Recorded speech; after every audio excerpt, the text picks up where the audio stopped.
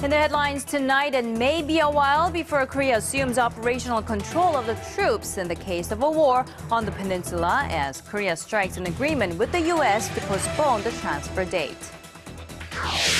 Korea's third quarter GDP rebounds 3.2% on year, but it's the slowest pace in more than a year. Officials point to the sluggish global economy as one of the main reasons. And a doctor in one of the world's busiest cities tests positive for Ebola. The WHO says the virus has now killed some 4,800 people in West Africa. Stay tuned for these stories and more on Early Edition at 6.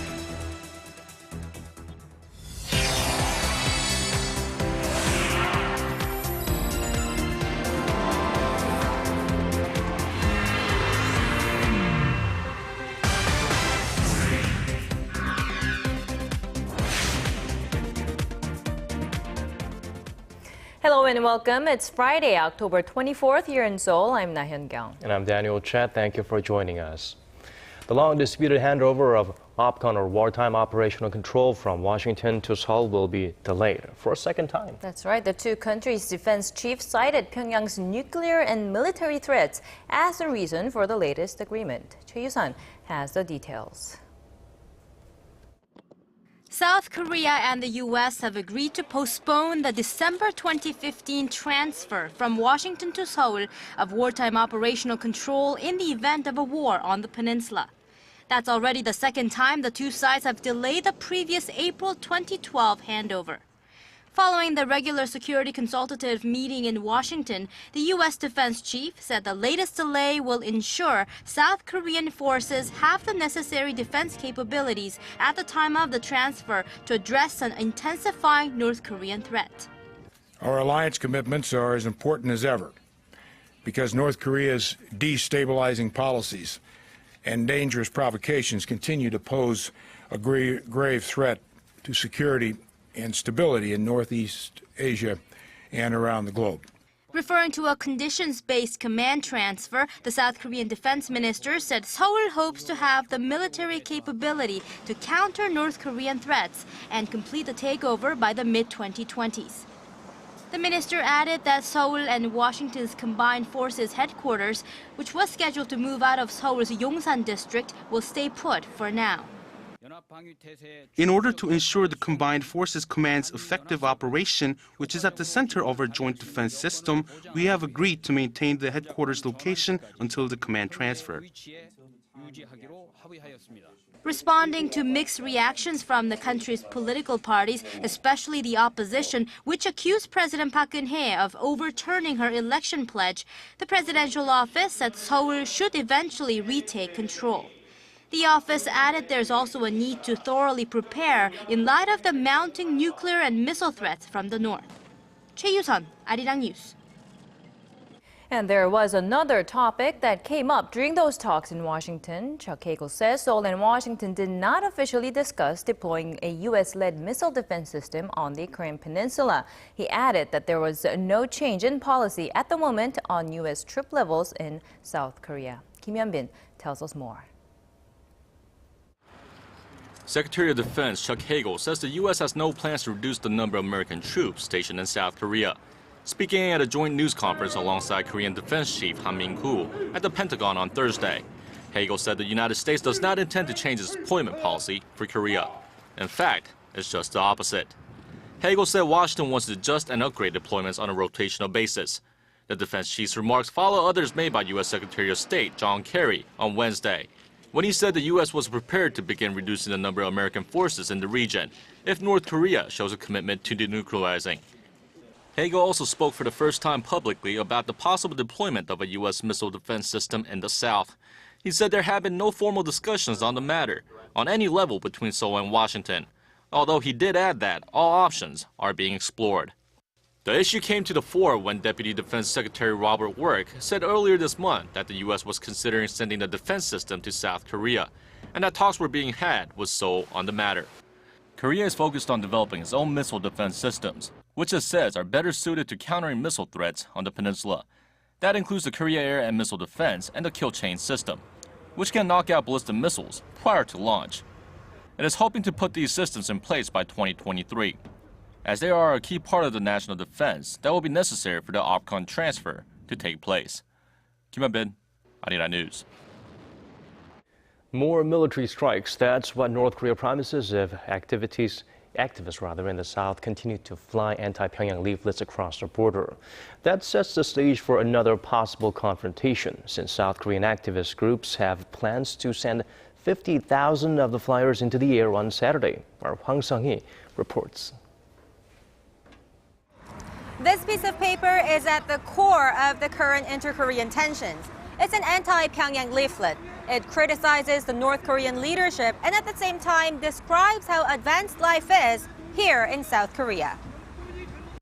North Korea has warned of another military strike if South Korean air balloons are caught carrying the leaflets across its border, which is what happened 2 weeks ago. But a group of South Korean activists now plans to send 50,000 leaflets this Saturday to disseminate much-needed information in the reclusive state. When North Koreans are aware of the truth, their fury against the North Korean leadership will soar. North Korea has repeatedly called on the South to stop the spread of the leaflets, saying it will jeopardize upcoming high-level talks. The two have agreed to meet sometime between late October and early November. If the South Korean government takes responsible steps to prevent provocative actions that call for military clashes, there's no reason to cancel the planned second round of high-level talks. Analysts say North Korea is trying to get an upper hand at the upcoming talks by setting the leaflet issue as one of the agenda items. Some question the effectiveness of the leaflets and say it's merely a publicity stunt for the activists. Want to have some events, and it's really about them to demonstrate their anti-communism or their opposition to North Korea. But as far as actually getting information into North Korea, changing anything on the ground, I think the effect is practically zero. The South Korean government says it has no legal grounds to ban the activists from sending the leaflets. Residents in the border region say they will try to block Saturday's campaign themselves. The National Police Agency said Friday that it will step in if the situation appears to threaten the public safety. Hwang Sung-hee, Arirang News.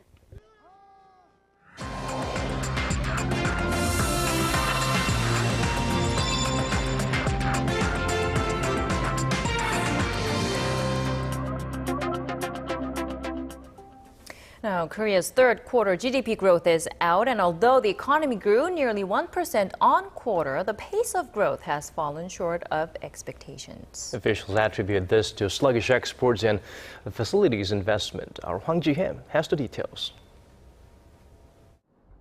It was not all good news, although the Korean economy accelerated in the July to September period. The Bank of Korea said Friday that the domestic economy grew 0.9% in the third quarter this year from a quarter earlier, speeding up from a 0.5% growth in the April to June period. That, however, was largely due to a low base in the second quarter when domestic consumption dropped sharply after April's ferry disaster. It was also the increased government spending that led the rise. The execution of public finances that were delayed because of the local elections and Seoul ferry disaster took place in the third quarter, contributing to third quarter growth. From a year earlier, the Korean economy expanded 3.2%, the slowest pace in more than a year. And Korea's traditional growth engine, exports, slipped 2.6% in the third quarter from the previous quarter, while the output in the country's manufacturing sector dropped 0.9%.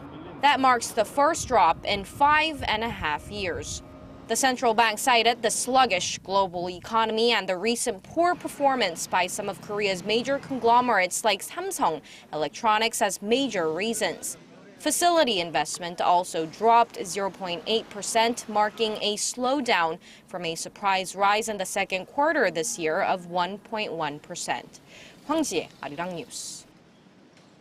And now we turn to an expert who will help us read between those digits a bit more. All right, joining us to provide us with a glimpse of what's to come and what needs to be done is Professor Shin Se-don from Sookmyung Women's University. All right, thank you very much, Professor, for dropping by today. Thank you for having me here. Cool. Okay, so let's start with today's GDP figure, 3.2% on-year growth. Is that, how do you assess that? Is the Korean economy picking up? Well, I think it was a little bit of a surprise to many people looking into Korean economy because the figure actually was coming down from 3.9% first quarter and 3.5% second quarter, and now it is 3.2%. So we have 3 consecutive dipping down of growth rates, and the 3.2% is rather worrisome because many institutions projected that this year's growth rate will be very close to 4% at the beginning of the year, but at this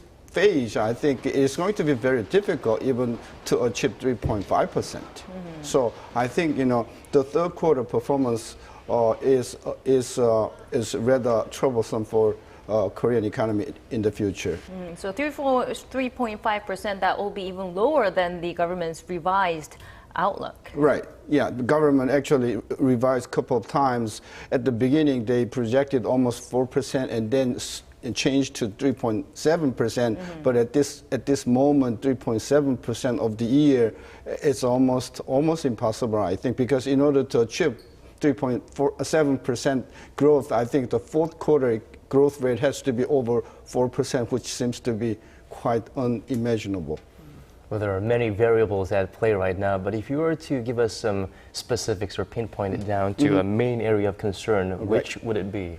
Well, actually the private consumption after the Seoul ferry disaster, people concerned about the effect upon the domestic, private consumption, but, private consumption actually picked up 1.6% compared to 1.5% last quarter. So actually the private consumption is kind of, phasing out. I mean, it's not coming further down, but the real trouble for the third quarter seems to be very slow investment in the facilities or plant building, because for the first half, facility investment grew 7.5%, but the current quarter it was 3.9%. So it's almost half the rate in the facility investment. I think that's shocking me. And another point that I have to emphasize is the performance in the export area, because first half of the this year, the export was growing about 3.7%,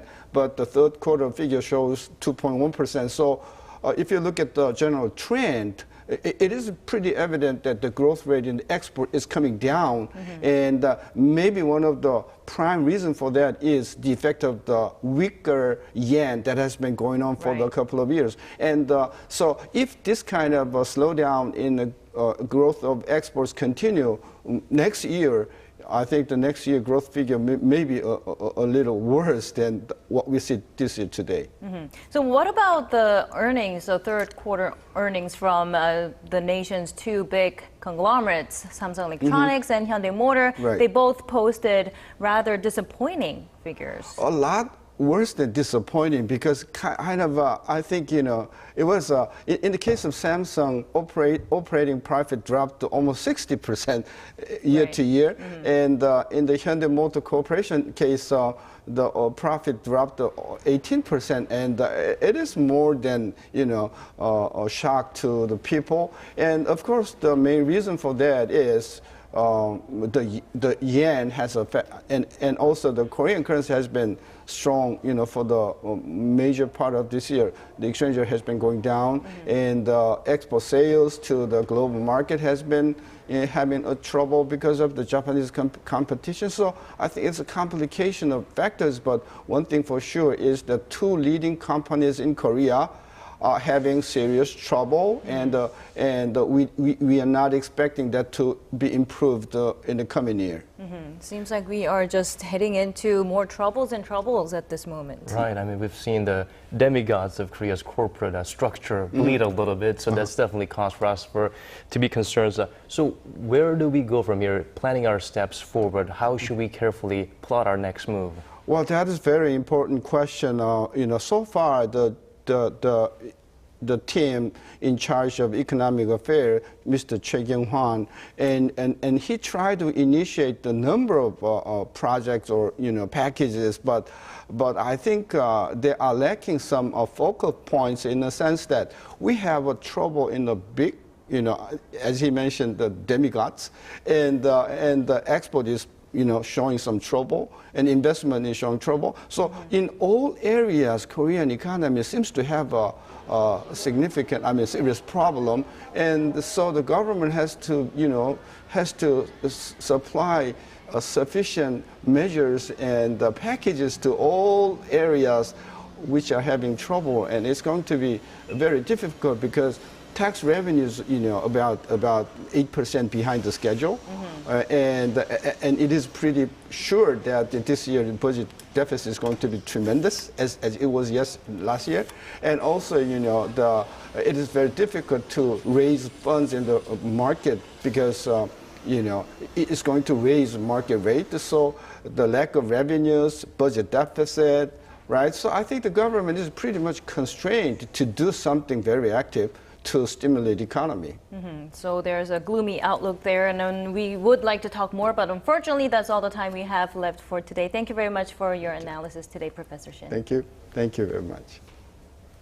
A one-day entry ban. 77. Digging deeper, getting to the bottom of stories that impact your life. Talking with you on air and online. Connecting you with experts on the world's most pressing issues. News and current affairs at its best. With Laah Hyun-kyung and Daniel Choy. Arirang News. Arirang News. Arirang News. On Early Edition at 6.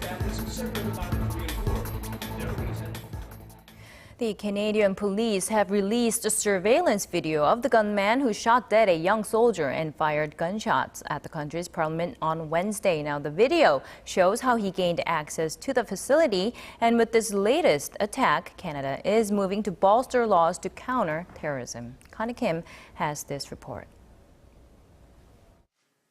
The surveillance video of the shooting in Canada Wednesday morning shows how the gunman got into parliament. The video shows 32-year-old Michael Bibo pulling up in a car, getting out with a firearm, and running toward the complex. Police say they recognize that something was wrong and that security officers engaged in an exchange of gunfire. The Royal Canadian Mounted Police said in a press conference that Bibo had acted alone and was not one of the 90 people identified as high-risk travelers they were monitoring.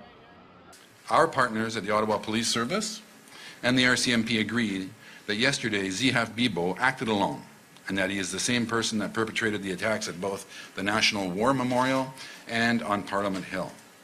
The motive behind the shooting is still being investigated, but officials suspect Bibo was self-radicalized. He's reported to harbor extremist beliefs and had previously expressed a desire to go to Syria to join the jihadist fight there. Wednesday's shooting left 24-year-old Corporal Nathan Cirillo dead with 3 people injured. And with the nation in a state of fear, the Canadian Prime Minister said the country would stand firm. We will be vigilant, but we will not run scared. We will be prudent, but we will not panic. Prime Minister Harper made public his plans to install new anti-terror powers and strengthen the country's terror laws. This includes giving more power to the intelligence service to track and detain suspected terrorists. Canadian Prime Minister also pledged to speed up plans that will toughen the powers of surveillance, detention, and arrest. Connie Kim, Arirang News. And now on to the Ebola crisis. In New York City, a doctor has tested positive for the disease. Dr. Craig Spencer had recently returned to the U.S. after working with an NGO to treat victims of Ebola in Guinea. The 33-year-old developed a fever upon his return and is now being treated in isolation at a hospital. New York City Mayor Bill de Blasio has sought to reassure residents that the chances of an average New Yorker contracting Ebola from Dr. Spencer are slim, and said officials are working to trace those with whom he may have had contact. This is the 4th confirmed case of Ebola in the U.S., and it comes as the World Health Organization has reiterated that the Ebola outbreak must first be stopped in West Africa, where more than 4,800 people have died of Ebola since the beginning of the year. Shifting our focus closer to home, long gone are the days when the idea of getting a divorce was unthinkable in Korea. These days, fewer Korean couples are celebrating their 20th wedding anniversaries, and the number of so-called gray divorces has hit a record high here. Our Connie Lee tells us why. It's until death do us part. Or not. New data shows that more older people are getting divorced in Korea. It's the so-called gray divorces, or the splitting of couples married for 20-plus years that have been on the steady rise for the past 5 years. And last year, it hit a new high. More than 32,000 of these couples ended their marriages in 2013, making gray divorces the largest portion of all divorces at about 28%. Experts point to the aging population of baby boomers for the large number. But other than that, there is a change in how older spouses view marriages that is prompting them to split. Different from before, older spouses now seek their personal happiness and fulfillment, especially after their kids are out of the house. If they're not getting that in their marriages, then they are opting for divorce. The professor adds that there's less of a social stigma attached to divorce than there was decades ago, making it a bit easier for couples to officially end their marriages in court.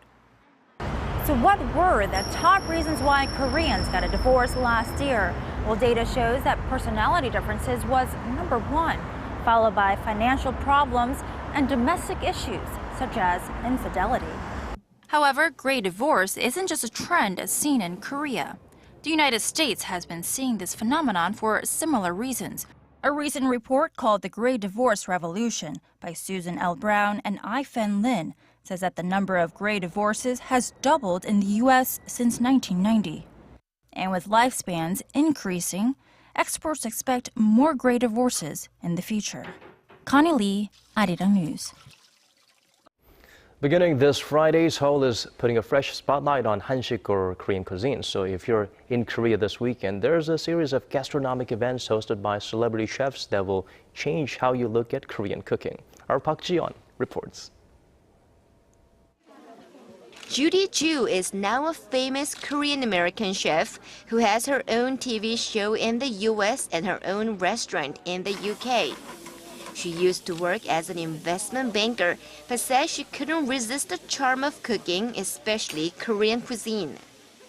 Growing up Korean, I've always grown up with the flavors of Korea, and so it was a natural thing for me to gravitate towards Korean food when I chose to go into cooking. And also, it's such an undiscovered cuisine still, and I love the flavor. It's very truthful and honest. There's no pretension. Ju is an honorary ambassador of Korean cuisine, along with star chef Leo Kang, who hosts a famous cooking show here in Korea. Both celebrity chefs are participating in a series of events as part of the first Hansik Week, launched to promote Korean cuisine.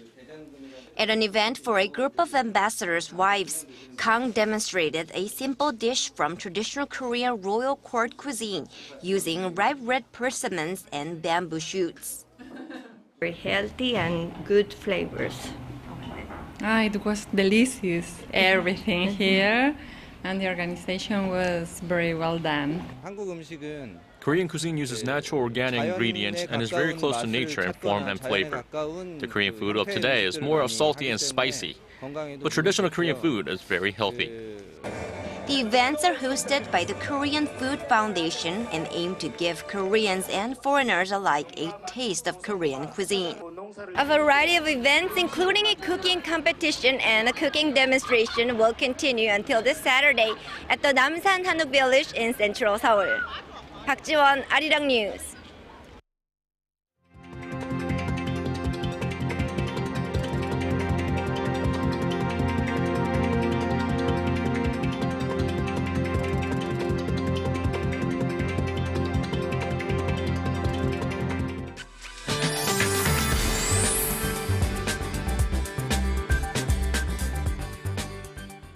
Thank goodness it's Friday. I'm Michelle Park here with the latest weather forecast.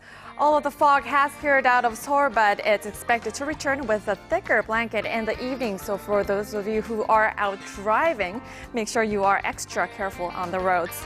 Now there is rain in the forecast for Sunday evening, but until then it's looking very sunny with partly cloudy skies and warmer highs than today, hitting somewhere in the 20s nationwide. However, be sure to pay attention to the huge temperature drops of about 10 degrees on average between daytime and night. Now, most of the autumn leaves are displaying their full colors, especially over in Gyeongsang-namdo and Gangwon-do provinces. So plan a quick outing to see the color scenery before the leaves are all gone. Now, the readings for tomorrow, so we'll start off the Saturday morning at 10 before reaching up to 22 degrees in the afternoon. Meanwhile, the southern cities such as Daegu and Busan will both reach up to 23 degrees. Now, moving over to other regions, Jeju Island sees 22, while Dokdo drops to 23, which is lower than yesterday, and Mangkungang hits over to 22 as well. Well, that's all for Korea. Now, here's a look at the weather conditions around the world.